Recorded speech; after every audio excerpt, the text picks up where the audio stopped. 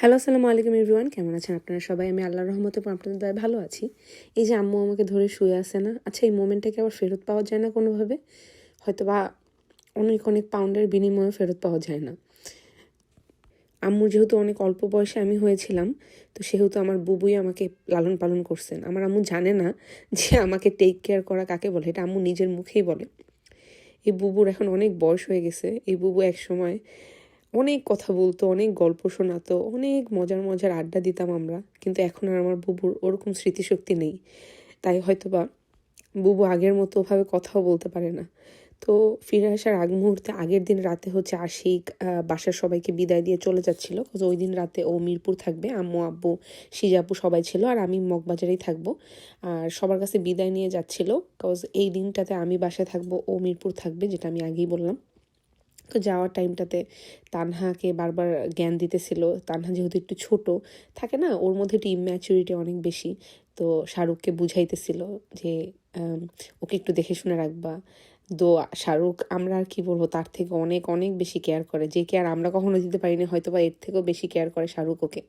আর এখানে তানহা আর আশিকের রিলেশনটা হচ্ছে দা কুমড়ার রিলেশন। ওরা দুইজন দুজনকে সারাক্ষণ পচাইতে থাকে।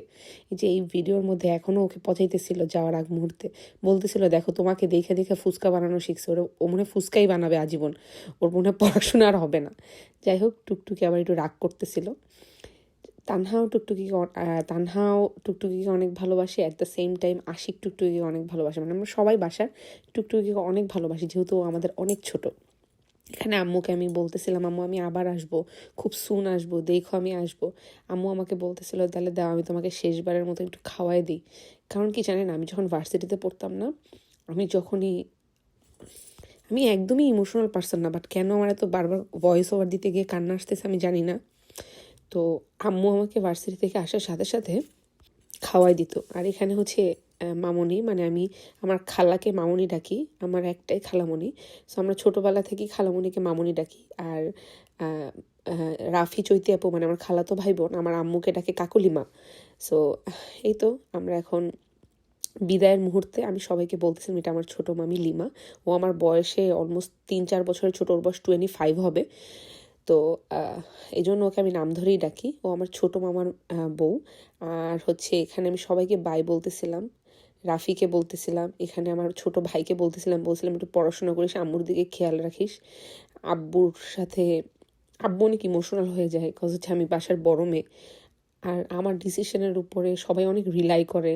আমার তাদের বাসার প্রত্যেকটা স্টেপ আমাকে জিজ্ঞাসা করে নেয়। হয়তো বা ফানি মোমেন্ট ক্রিয়েট করতে গিয়ে আপনারা অনেক সময় মনে করেন আমি অনেক জিদি রাগি বলে, তাই না।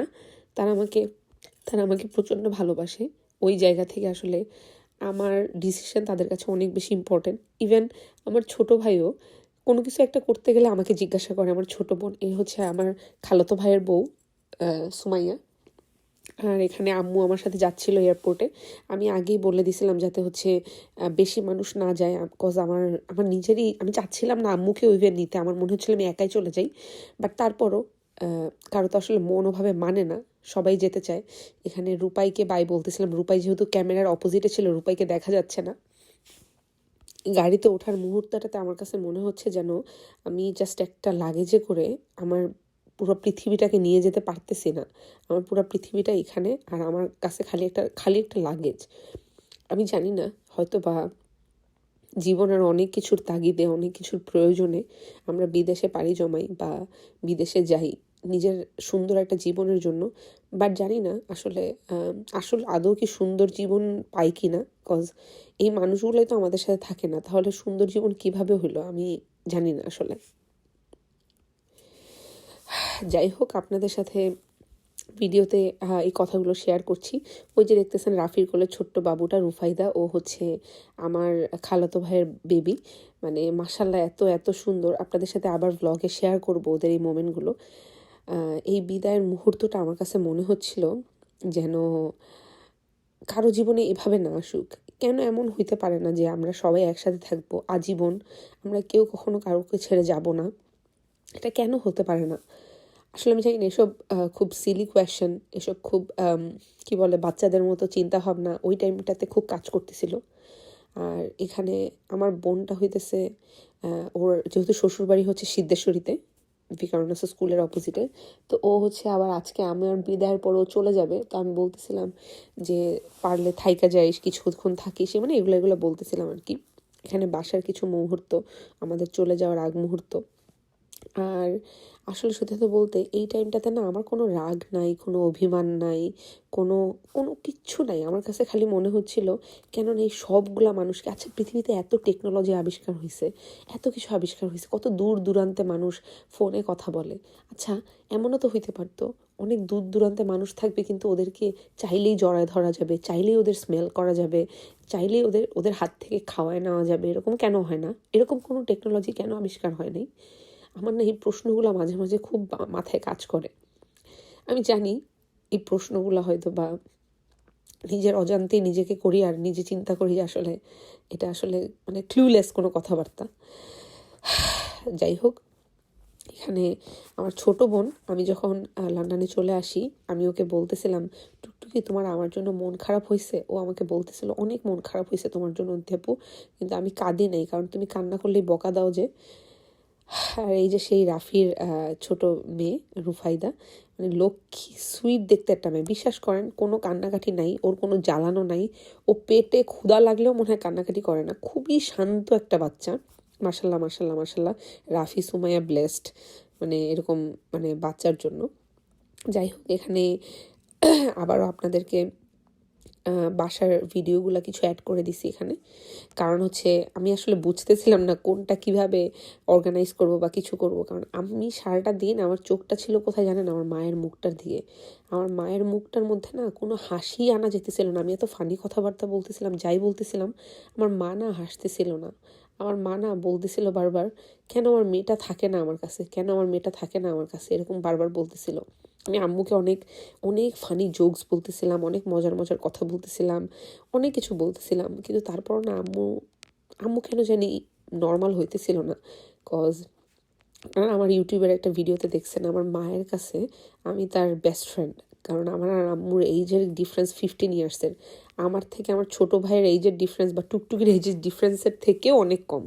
তো যাই হোক, এই কারণটাতে আসলে না আম্মুর আমি বেস্ট ফ্রেন্ড। আমার এই চলে যাওয়ার মুহূর্তটা আমি না সবার দিকে তাকাইছিলাম। আমি জানি না ভিডিওটাতে আপনারা কতটুকু বুঝতেছেন, আমার কাছে মনে হইতেছিল লাগেজটা ওখানেই রাখি আর দৌড় দিয়ে আবার আসি, বাট আমি দৌড় দিয়ে আবার আসতে পারতেছিলাম না। জীবনের অনেক কিছু আমাকে হয়তো বা আসতে দেয় নাই। আর এই টাইমটাতে আমার কাছে মনে হচ্ছিল কেন আমার একটা হাহাকার কাজ করতেছিল, যে হাহাকারটা না কোনো কিছু দ্বারা মানে সলভ করার মতো না। আমার এই হাহাকারটা কোনো কিছু দিয়ে মানে ফিল আপ করা যাবে না। আমার কাছে মনে হইতেছিল প্রতিটা মানুষ, সিজাপু ছিল এখানে, ইনায়া ছিল, ইমারা ছিল। ইনায়া অনেক কান্নাকাটি করতেছিল, ও ভাবতো যে মাম্মা মিম্মি কোনো একটা জায়গায় থাকে, ও আবার আসবে, তো ও আমাদের সাথে যেতে চাচ্ছিল, কিন্তু ও যেতে পারতেছিল না দেখে অনেক কান্নাকাটি করতেছিল। যাই হোক, প্রতিটা মুহূর্ত এত পেইনফুল, এত পেইনফুল। আমার যদি সত্যি অনেক টাকা থাকতো, অনেক অনেক অনেক টাকা থাকতো, আমি কখনো বিদেশে যেতাম না, কখনো না, সারা জীবন দেশে থেকে যেতাম। কারণ কি জানেন, মাঝে মাঝে না আপনারা অনেকে বলবেন যে চলে আসেন, থাকার কি দরকার, এটা বলা যায়, বাট জানেন অনেকগুলো মানুষের মুখে হাসি ফোটানোর জন্য কয়েকটা মানুষকে স্যাক্রিফাইস করতে হয়। তারা স্যাক্রিফাইস করে যারা বাইরে থাকে। হ্যাঁ, আপনারা বলতে পারেন সবাই হয়তো বা এটার জন্য যায় না। আমার আর আশিকের থটসটা ডিফারেন্ট ছিল। আমরা কখনো একা ভালো থাকতে চাইনি, আমরা সবাইকে নিয়ে ভালো থাকতে চাইছিলাম। তাই হচ্ছে আমরা দেশে থাকতে পারি নাই, আমাদের বিদেশে যেতে হয়েছে। আমার ছোট বোনকে তানহা বারবার বুঝাইতেছে, আশিক বারবার বুঝাইতেছিল যে মন খারাপ করো না, কাঁদো না, অন্তিকে আমি আবার নিয়ে আসবো।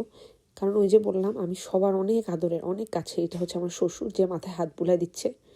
আব্বু আমাকে অনেক ভালোবাসে, অনেক আদর করে। আসলে না আমি অনেক লাকি যে আমার ফ্যামিলি, আমার আম্মু, আমার শ্বশুর শাশুড়ির ফ্যামিলি, মানে আমার দুইটা ফ্যামিলি এত আন্ডারস্ট্যান্ডিং। একটা ফ্যামিলি একটু ফানি, একটা ফ্যামিলি হচ্ছে খুব শান্ত এবং খুব মজার। তো আমি না দুইটার কম্বিনেশন এত সুন্দর একটা পরিবার পাইছি, যেটা আল্লাহর কাছে হয়তো বা হাজার শুক্রিয়া করলেও সেই শুক্রিয়া কম হয়ে যাবে। ইমারা এদিকে মানে ছোটটা এদিকে বলতেছিল ও যাবে, কিন্তু আসলে এখানে তা আশিক আর শাহরুখ বারবার বলতেছিল ভাই আপনি যখনই আসবেন আমাকে কিছুদিন আগে জানাবেন, আমি ফ্লাইট কেটে চলে আসবো, আমরা একসাথে আসবো, আমরা একসাথে হয়তো বা কোনো একটা দেশের বাইরে যাব, আমরা প্ল্যান করতেছিলাম যে না আমরা এবার আসার পরে বরিশাল যাব, এরকম বলতেছিলাম আর কি। তো যাই হোক, আপনাদের আজকের ভিডিওটা বলবেন কেমন লাগলো। আমি আসলে জানি না আজকের ভয়েস ওভারটা আমি কতটুকু ভালোভাবে দিতে পেরেছি। আমি ট্রাই করছিলাম যে বারবার ইমোশনাল না হয়ে ভয়েস ওভারটা দেওয়ার, বাট বারবারই আমার কথা বলতে যাওয়ার ব্লগটা আজকে যারা যেখান থেকে দেখছেন জানাবেন। আর আমার ভ্লগে আজকে আপনারা এটাও আমাকে বলতে পারেন যে আপু আপনার ভ্লগে আমার এই জিনিসটা ভালো লেগেছে, এই জিনিসটা ভালো লাগেনি। অবশ্যই আপনারা আমার ভ্লগ দেখেন বলে আজকে আমি এখানে, বিকজ আপনাদের ছাড়া আমার পেজ কিংবা চ্যানেল এইটুকু আসতে পারতো না। আপনারাই যারা আমার ভিডিও দেখেন আমাকে ইন্সপায়ার করেন আরও ভিডিও বানানোর জন্য। আজকের ভিডিওটা এখানেই শেষ করছি। আবারও অন্য একটা কোনো ব্লগ নিয়ে আবার আপনাদের সামনে চলে আসব। অবশ্যই আম্মু আব্বু থাকবে না, সেখানে থাকবেন আমার পরিবার, হয়তো বা থাকবো শুধু আমি আর আশিক। ভালো থাকবেন আপনারা সবাই। টিল দেন, আল্লাহ হাফেজ।